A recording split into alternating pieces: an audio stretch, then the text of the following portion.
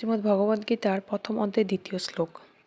সঞ্জয় উবাচ দৃষ্টা তু পাণ্ডবানিকম বূঢ়ং দুর্যোধনস্তদা আচার্যম উপসংগম্য রাজা বচনমব্রবীৎ। গীতার গান। সঞ্জয় কহিল, রাজা সোনা মন দিয়া, পাণ্ডবের সৈন্যসজ্জা সাজানে দেখিয়া রাজা দুর্যোধন শীঘ্র দ্রোণাচার্য পাশে যাইয়া বৃত্তান্ত সব কহিল সকাশে। অনুবাদ। সঞ্জয় বললেন, হে রাজন, পাণ্ডবদের সৈন্যসজ্জা দর্শন করে রাজা দুর্যোধন দ্রোণাচার্যের কাছে গিয়ে বললেন। তাৎপর্য: ধৃতরাষ্ট্র যেহেতু জন্মাগত অন্ধ ছিলেন, দুর্ভাগ্যবশত তিনি তত্ত্বদর্শন থেকেও বঞ্চিত ছিলেন। তিনি ভালোভাবে জানতেন ধর্মের ব্যাপারে তার পুত্ররাও তার মতো অন্ধ।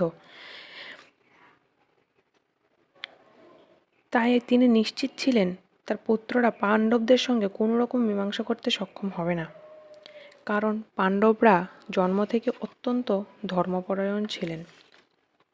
তবুও তিনি কুরুক্ষেত্রের সম্বন্ধে সঞ্জয়কে জিজ্ঞাসা করেছিলেন যে কুরুক্ষেত্রের মাঠে যুদ্ধক্ষেত্রে কি হচ্ছে, এবং সঞ্জয় তখনই ধৃতরাষ্ট্রকে বললেন যে তার পুত্র দুর্যোধন পাণ্ডবদের মহৎ সৈন্যসজ্জা দর্শন করে তার বিবরণ দিতে সেনাপতি দ্রোণাচার্যের কাছে উপস্থিত হলেন। দুর্যোধনকে যদিও রাজা বলা হয়েছে, তবুও সে সংকটময় অবস্থায় তাকে তার সেনাপতির কাছে উপস্থিত হতে দেখা যাচ্ছে।